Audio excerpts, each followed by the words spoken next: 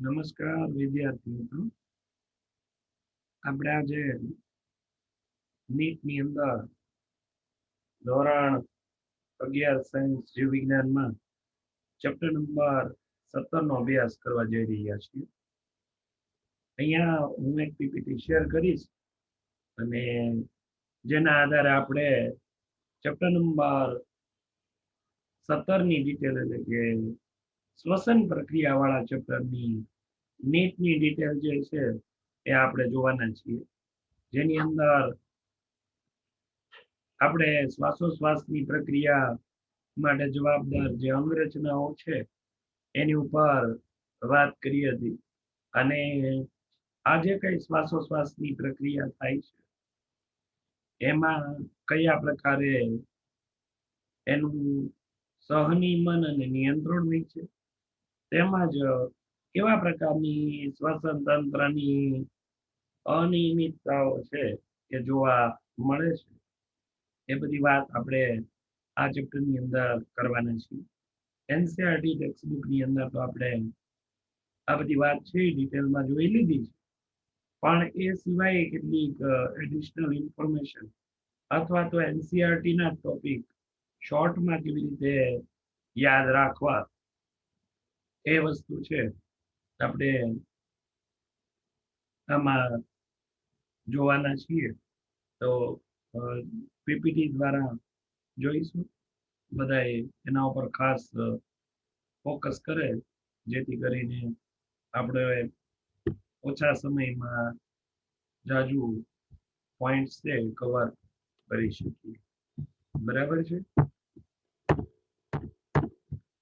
આ જે particular PPT તમને દેખાય છે એ શું છે તો કે અલગ અલગ પ્રકારના શ્વસન રંજકોની વાત છે. બધા પ્રાણીમાં શ્વસન રંજક તરીકે હિમોગ્લોબિન જ હોય એવું જરૂરી નથી. અલગ અલગ પ્રાણીઓમાં અલગ અલગ પ્રકારના શ્વસન રંજકો આવેલા. દાખલા તરીકે આખો આ જે ટેબલ છે આ મોસ્ટ ઇમ્પોર્ટન્ટ છે. હિમોસાઇનિન નામનું શ્વસન રંજક, જેમાં હિમોગ્લોબિન ની અંદર જેમ લો એટલે કે આયર્ન આવેલું છે, એવી રીતે હિમોસાઇનિન ની અંદર જે છે એ કોપર છે. જ્યારે ઓક્સિજન વગરનું રુધિર હોય તો એ રંગહીન હોય, અને ઓક્સિજન યુક્ત રુધિર હોય ત્યારે વાદળી કલરનું. એક વસ્તુ યાદ રાખવાની, કોપર જે આખી આવે એ કલર કેવો ઉત્પન્ન કરે તો કે બ્લુ કલર ઉત્પન્ન કરે.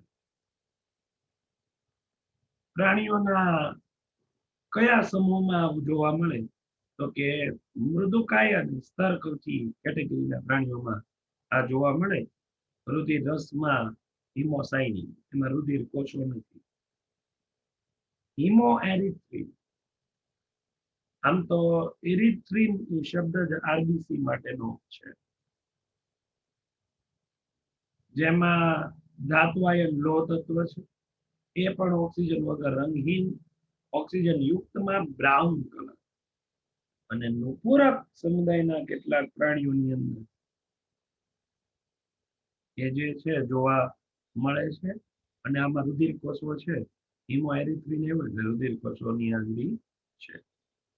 ક્લોરોક્યુઅનિન, એમાં લોહ તત્વ છે, પણ ક્લોરોફિલ ઉપરથી યાદ કરો છો તો હરિતકણ એટલે કે આમાં લીલો રંગ, ઓક્સિજન વિહીન અને ઓક્સિજન યુક્તના લાલ રંગ.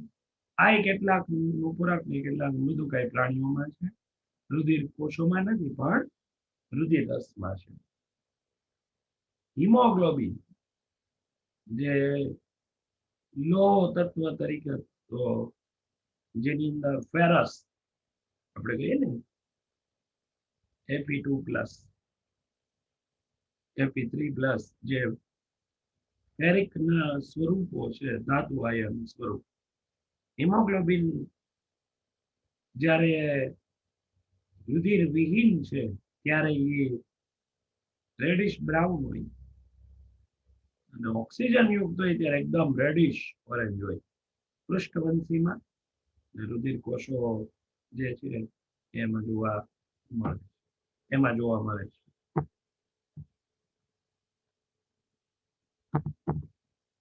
આ પણ નાની એવી જે સ્લાઇડ છે એ એટલી મોસ્ટ ઇમ્પોર્ટન્ટ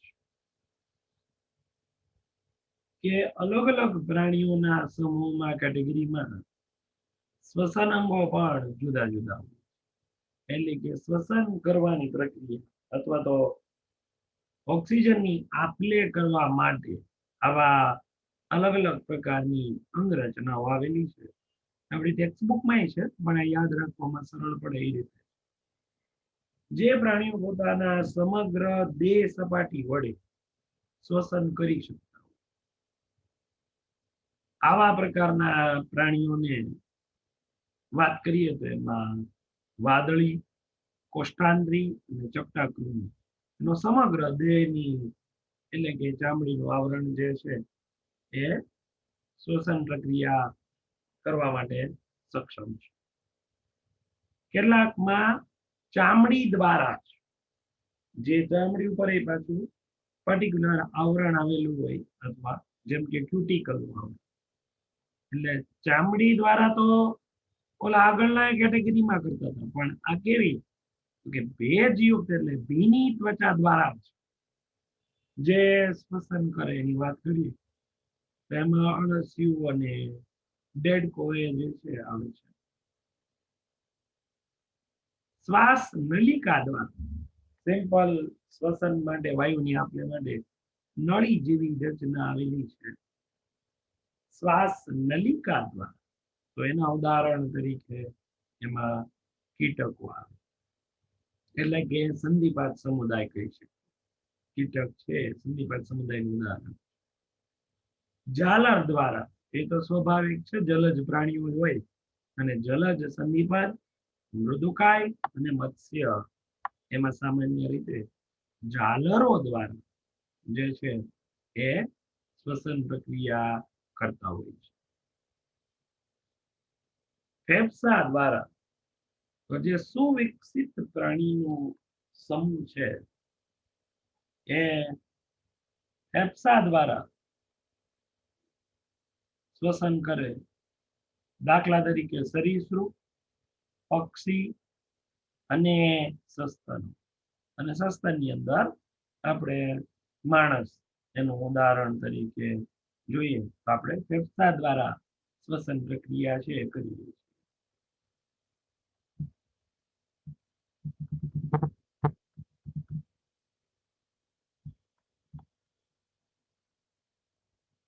હવે જે વાત છે એ આપણા શ્વસન તંત્રના અંગોની મોટાભાગના અંગોનું ડિટેલિંગ જે છે એ સારી રીતે આપેલું છે,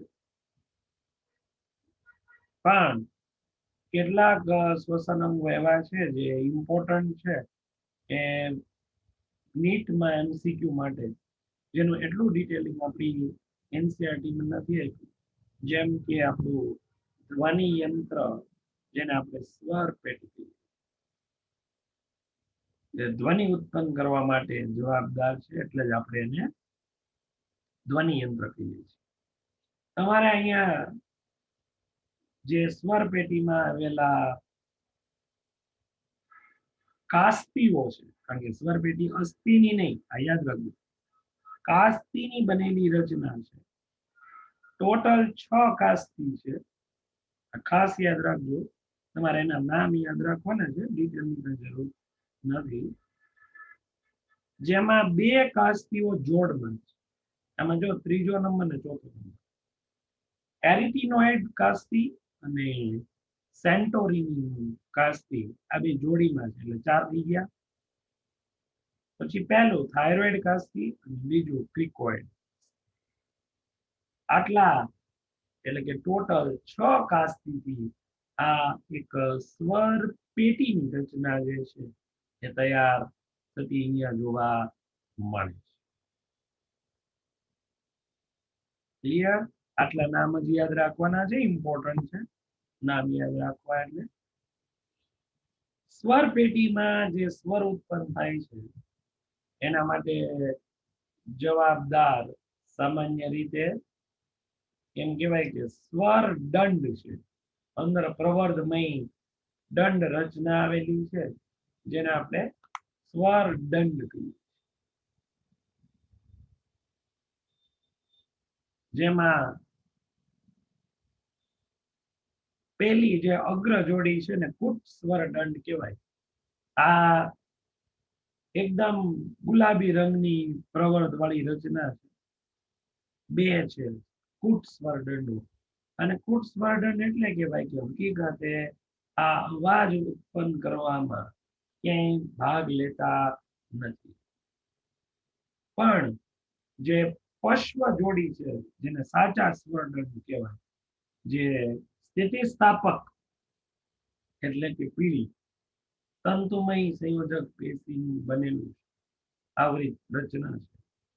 અને આના દ્વારા આપણા વાઇબ્રેશન્સ થી ધ્વનિ ઉત્પન્ન થાય છે, અવાજ ઉત્પન્ન થાય છે. અને આને જે ભેજ પૂરો પાડવો હોય એ આ કુટ સ્વર દંડો જે ઉપરની અગ્ર જોડી આપણે જેને કીધી એ પૂરો પાડે છે. સમજાણી વાત? આ જે દંડ વાઇબ્રેટ થાય એને કારણે જ આપણો અવાજ છે ઉત્પન્ન થાય. અને આ જ્યારે કુટ સ્વર દંડો એને ભેજ પૂરો પાડી નથી શકતા એવી પરિસ્થિતિમાં આપણે કહીએ તો ગળું સુકાય એટલે આપણને એવી ફિલિંગ આવે કે આપણે હવે કંઈક લિક્વિડ લેવું પડશે, ગળું ભીનું કરવું પડશે. આપણે ઓટોમેટિક મોટામાંથી લાળ છે એ ગળે ઉતરવા માંડે એટલે થૂક ગળે ઉતરવા, કારણ કે એ ભીના હોય તો તે બરાબર વાઇબ્રેટ થાય. વાઇબ્રેટ થાય તો તે બહુ પરફેક્ટ આપણો સ્વર છે નીકળે છે. એટલે તે અમુક લેવલે બોલ્યા પછી આપણે સ્વાભાવિક છે પાણી પીવું પડે એવું કે ને. ક્લિયર? જો આખે આખો મનુષ્યનો શ્વસન માર્ગ આપ્યો, બહુ સરસ સિક્વન્સમાં આપ્યો છે. જે સિક્વન્સ પ્રકારના એમસીક્યુ હોય મેરા કરી દઉં, આના પછી આના પછી આના પછી આ, અને હવે આમાંની સાચી સિક્વન્સ કઈ એવો ઓપ્શન સિલેક્ટ કરો. એવા જે એમસીક્યુ હોય એમાં તમને આવી સિક્વન્સ પરફેક્ટ ખબર હોવી ખૂબ જરૂરી.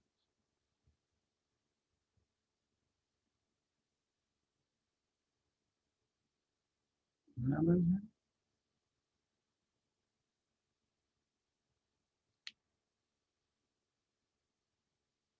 એમાં તમને આવી સિક્વન્સ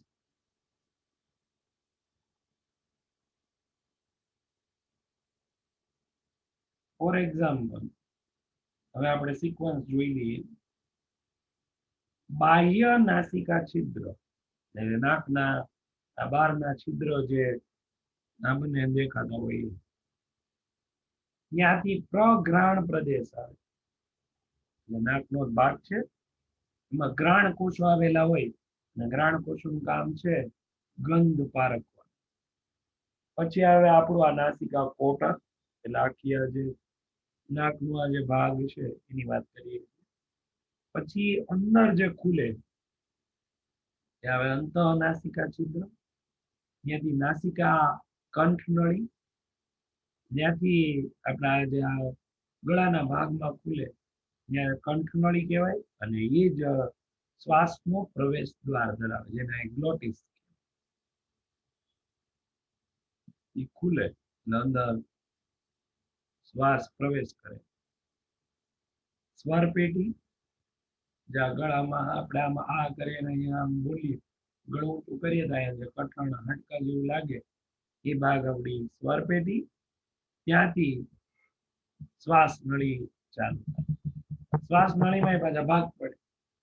પ્રાથમિક શ્વાસ વાહિની, દ્વિતીય શ્વાસ વાહિની, તૃતીય, પછી ફુફ્ફુસીય શ્વાસ વાહિકા, અંતિમ શ્વાસ વાહિકા, શ્વસન શ્વાસ વાહિકા, ફુફ્ફુસીય નલિકા, પછી એટ્રિયા અને ફુફ્ફુસીય કોથળી અને વાયુકોષ. તો આ જે આખો ભાગ છે એ ફૂલ ડિટેલમાં આપ્યું છે. આટલી ડિટેલમાં આપણી એનસીઆરટીમાં નથી આપ્યું. જે પર્ટિક્યુલરલી શ્વાસ નળીથી વાત કરીએ તો જ્યાં બે બ્રાન્ચ પડે છે, પ્રાથમિક શ્વાસ વાહિની ત્યાં સુધી એની ફરતે કાસ્તીની સી આકારની કડી જે છે એ આવેલી છે, જેથી આપણી શ્વાસ નળીનું રક્ષણ થાય. ક્લિયર?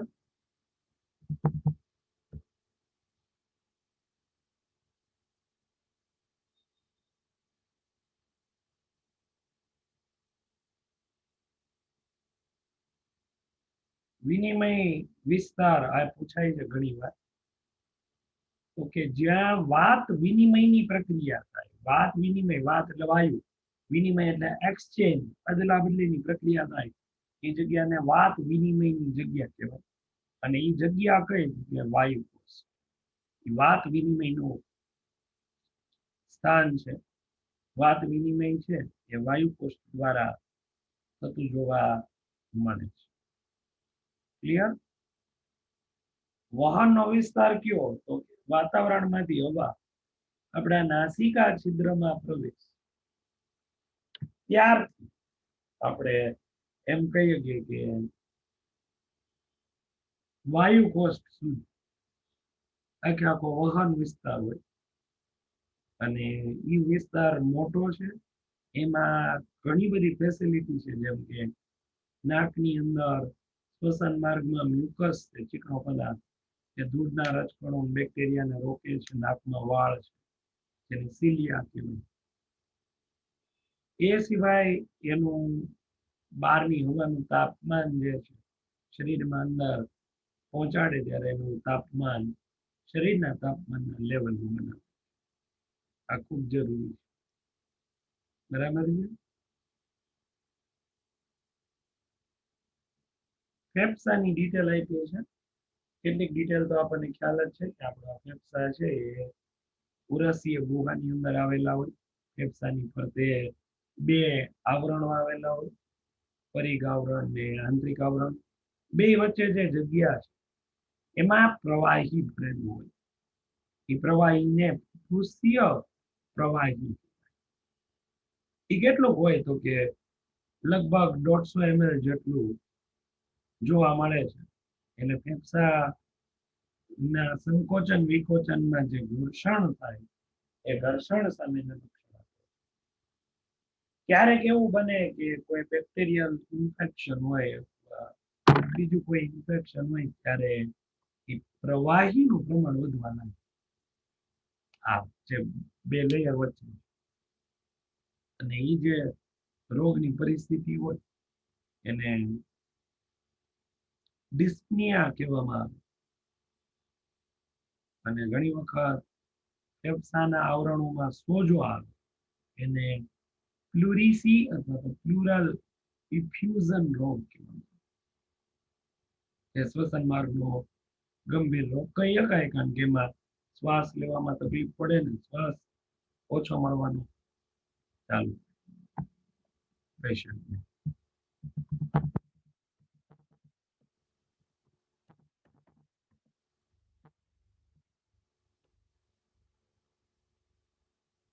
ફેફસા વિશે કેટલીક ફેક્ટ્સ બાબતો અહીંયા આપેલી છે, એટલે ઇમ્પોર્ટન્ટ પોઈન્ટ્સ છે.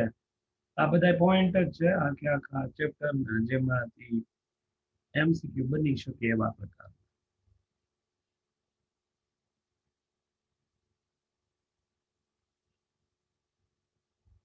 ફેફસાના રચનાત્મક અને ક્રિયાત્મક એકમને વાયુકોષ કહેવાય.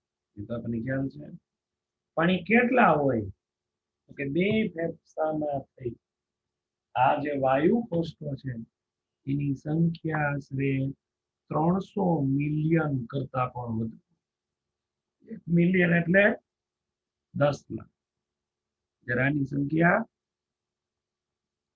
300 મિલિયન કરતા પણ વધુ. બે ફેફસા ને આપણે 100% ખોલી નાખીએ તો કેવડા થાય?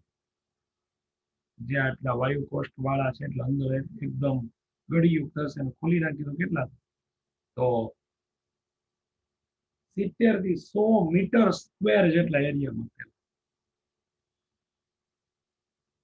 એટલે કેટલા મોટો વિસ્તારમાં એ ફેફસા ફેલાય, તો વિચાર કરો 70 થી 100 મીટર સ્ક્વેર ફેફસા છે ફેલાય.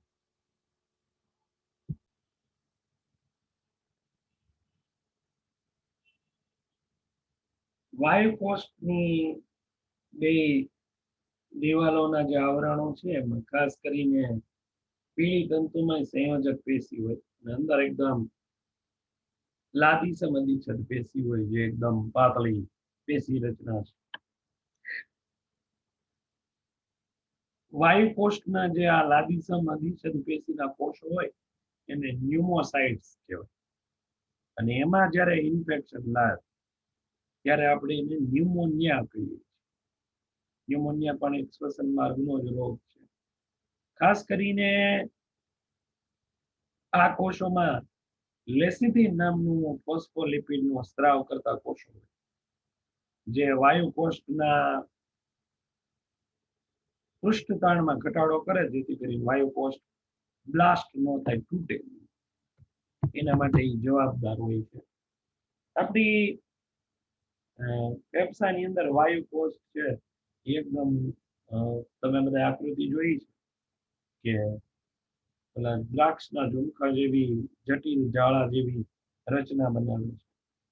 વાયુ કોષની દિવાલમાં એકદમ નાના નાના છિદ્રો આવેલા હોય તો વાયુઓનું પ્રસરણ છે એ સરળ બનાવે. આ છિદ્રો જે સાયન્ટિસ્ટે આઈડેન્ટિફાઈ કર્યા હતા અથવા પહેલી વખત નોટિસ કરી અને આપણને આપેલા એટલે એના ઉપરથી એને કોહનના છિદ્ર કહેવાય. વાયુ કોષની અંદર જે ભક્ષક કોષો હોય જે બહારથી આવેલા બેક્ટેરિયા અથવા તો પર્ટિક્યુલર ડસ્ટ પાર્ટિકલને ક્લીન કરવાનું કામ કરે, મારવાનું કામ કરે બેક્ટેરિયાને, એને ડસ્ટ કોષો કહેવાય. સસ્તન પ્રાણીઓ છે એના ફેફસામાં ક્યાંય મસલ્સ નથી, સ્નાયુઓ જોવા મળતા નથી અને આવા ફેફસામાં સંકોચન અને વિકોચનની પ્રક્રિયા કહેવાય એ જાતે કરવાની ક્ષમતા નથી. શું કામ?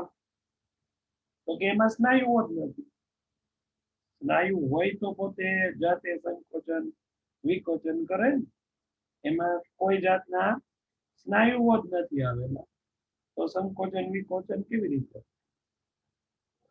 તો એના સંકોચન વિકોચનની પ્રક્રિયા માટે આપણે બધા જાણીએ છીએ એમ કે ઉરોદર પટલ જે છે એ એના માટે જવાબદાર છે એ જોવા મળે છે. બરાબર છે? જેમાં આખી ફેફસાની અંદર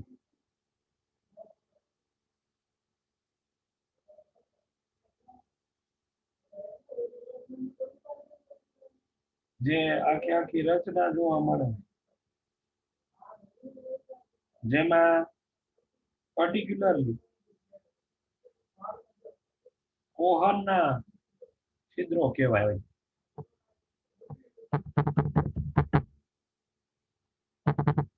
અહીંયા બીજી જે હવે ડિટેલ આપી છે એ હિમોગ્લોબિન આધારિત ડિટેલ છે. હિમોગ્લોબિન છે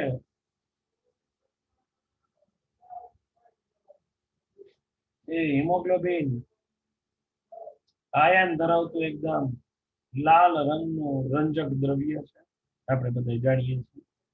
મેઇન વાત એ કે એક હિમોગ્લોબિનની અંદર ટોટલ કેટલા? તો કે 4 Fe2+ આયનો જે છે એ આવેલા છે અને એટલે દરેક એક Fe+ દ્વારા એક પર્ટિક્યુલર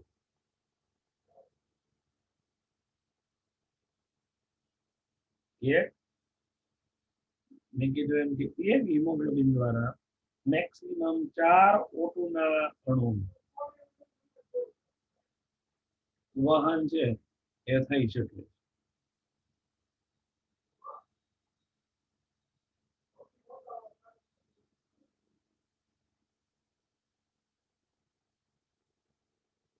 એક હિમોગ્લોબિન મેક્સિમમ 4 O2 ના અણુ વહન કરે એટલે કેટલા થાય પરમાણુ? તો કે એક હિમોગ્લોબિન દ્વારા 8 પરમાણુ ઓક્સિજનનું વહન કરે છે.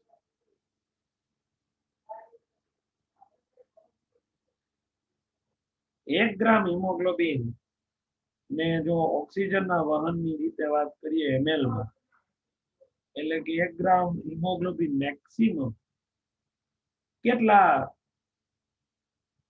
ml ઓક્સિજન વહન કરે ફૂલ્લી ચાર્જ હોય તો. હિમોગ્લોબિન ફૂલ્લી ચાર્જ હોય તો 1.34 ml ઓક્સિજન વહન કરે. આમ 100 ml રુધિરમાં લગભગ 20 ml ઓક્સિજનનું વહન કરવાની ક્ષમતા, પણ આ મેક્સિમમ થઈ ગયું. કેમ તો કે આપણી પાસે જો આઈડિયલી 15 ગ્રામ હિમોગ્લોબિન પર 100 ml એટલે કે ડેસીલીટર જેને કહેવાય પર 100 ml ઓફ બ્લડ હોય તો એના દ્વારા 20 ml જેટલું ઓક્સિજનનું વહન થાય. જો અહીંયા 100 ml ને 1 ડેસીલીટર પણ કહેવાય, સ્મોલ ડી કેપિટલ એલ, એને ડેસીલીટર બોલે, એટલું વહન શક્ય બને છે. એટલે એવું તો આ તો આઈડિયલ કન્ડિશન થઈ ગઈ કે ભાઈ આપણામાં 15 ગ્રામ હિમોગ્લોબિન હોય અને પૂરેપૂરો ચાર્જ થાય તો એ 100 ml રુધિરમાં લગભગ 20 ml જેટલા ઓક્સિજનનું વહન.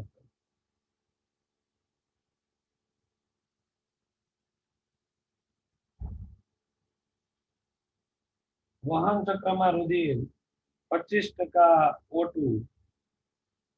એની પેશીને આપે. એટલે સામાન્ય રીતે જે ટોટલ ઓક્સિજન છે એમાંથી 25% એની પેશીને મળે. 100 ml ઓક્સિજન યુક્ત રુધિર સામાન્ય પરિસ્થિતિમાં લગભગ કેટલો, તો કે આ 25% ના હિસાબથી વાત કરીએ તો 5 ml O2 પેશી સુધી પહોંચે. કેમ? ઓકે, 100 ml માં મેક્સિમમ કેટલો ઓક્સિજન આવે તો 20. હવે એનો 25% પેશીને મળે, 20 ml ના 25% એટલે કેટલું થાય? 5 ml થાય. એ હિસાબથી અહીંયા શું સેન્ટેન્સ બંધ બેસતું આવ્યું?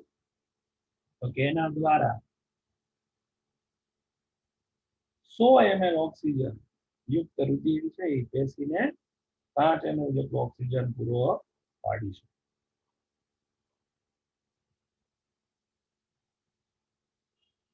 ઓક્સિજનનું હિમોગ્લોબિન સાથેનું પ્રાથમિક O2ના આંશિક દબાણ સાથેના સંબંધની વાત કરી. તેના ઉપર અસર કરતા મુખ્ય 3 પરિબળો કે આપણી બુકમાં આપ્યા છે. Hydrogen ion, partial concentration of CO2 અને તાપમાન. આ 3 પરિબળો છે એ હંમેશા હિમોગ્લોબિન સાથે ઓક્સિજન જોડાવા અને છૂટા પડવા, આ બંને પ્રક્રિયા માટે જવાબદાર હોય છે. ઓક્સિજન હિમોગ્લોબિનનું ક્યાંય ઓક્સિડેશન કરતું નથી. એટલે શું? તો કે ઓક્સી હિમોગ્લોબિન બનવું એ કોઈ ઓક્સિડેશન પ્રક્રિયા નથી. આમ તો ઓક્સિજન જે છે એ ઓક્સી હિમોગ્લોબિન ની વાત કરીએ તો આયનની સંયોજક Fe2+ એટલે 2 છે. એટલે એની સાથે ઓક્સિજન નો પર્ટિક્યુલરલી અણુ જોડાય છે O2, બરાબર, પરમાણુની વાત નથી. જો ઓક્સિડાઇઝ થઈ જાય હિમોગ્લોબિન, જો હિમોગ્લોબિન ઓક્સિડાઇઝ થઈ જાય તો એને શું કહેવાય? મેથમોગ્લોબિન કહેવાય. અને આવું ક્યારે થાય? તો કે આવી પ્રકારની પ્રક્રિયા થાય વાયુઓના વાતાવરણીય પ્રદૂષકો. આ પોતે એક પ્રકારનો પ્રદૂષક છે, બરાબર છે? એટલે ખાસ આ વસ્તુ યાદ રાખવાની કે અમુક વાયુ દાખલા તરીકે ઓઝોન હિમોગ્લોબિન નું ઓક્સિડેશન કરે હિમોગ્લોબિન નું, એટલે ઓઝોન લેવો એ યોગ્ય ન થાય, કારણ કે એનાથી શું બનવા માટે મેથમોગ્લોબિન ઓક્સિહિમોગ્લોબિન પેશીમાં જઈને વિખંડિત થાય અને એના દ્વારા જે મુક્ત થતો ઓક્સિજન છે એ રુધિરમાંથી પેશીમાં એના બદલામાં જે પેશીમાં CO2 બન્યો હોય એ રુધિરમાં, એટલે આમ રુધિર અને પેશી વચ્ચે વાયુઓની આપ-લે થાય એને આંતરિક શ્વસન કહેવાય, એટલે કે શરીરના અંદરના ભાગમાં થતી શ્વસન પ્રક્રિયા રુધિર અને પેશી, અથવા એને પેશીય શ્વસન કહેવાય. અને આ કયા મિકેનિઝમ ઉપર આધારિત છે, તો કે આ પ્રક્રિયા માટેનું મેઇન મિકેનિઝમ જે છે એ છે સાદું પ્રસરણ. સાદું પ્રસરણ એટલે કેવું મિકેનિઝમ, તો કે વધુથી ઓછા તરફ વહન થાય, સાદું પ્રસરણ. વધુથી ઓછા તરફ વહન થાય સાદું પ્રસરણ. આ મિકેનિઝમ આધારિત એ જે છે કામ થતું જોવા મળે છે. આજના લેક્ચર પૂરતું આપણે આટલું રાખીએ અને નેક્સ્ટ પાર્ટ 2 ની અંદર આપણા ચેપ્ટરનું રિમેનિંગ પોર્શન બાકીની થિયરી જે વધારાની છે એ કમ્પ્લીટ કરશું. આજે પીપીટી હતું એની હું તમને એક્સપ્લેનેશન આપું છું. તમને ઓલરેડી પીપીટી મળી ગયા છે, તો એમાંની કોઈ વસ્તુ ન સમજાતી હોય તો એમાં ક્લિયર થઈ જાય, એટલે આપણે આ અરેન્જમેન્ટ કરેલું છે. નેક્સ્ટ લેક્ચરમાં આનું રિમેનિંગ પાર્ટ્સ જોઈશું. ત્યાં સુધી બધાને have a nice day. Thank you.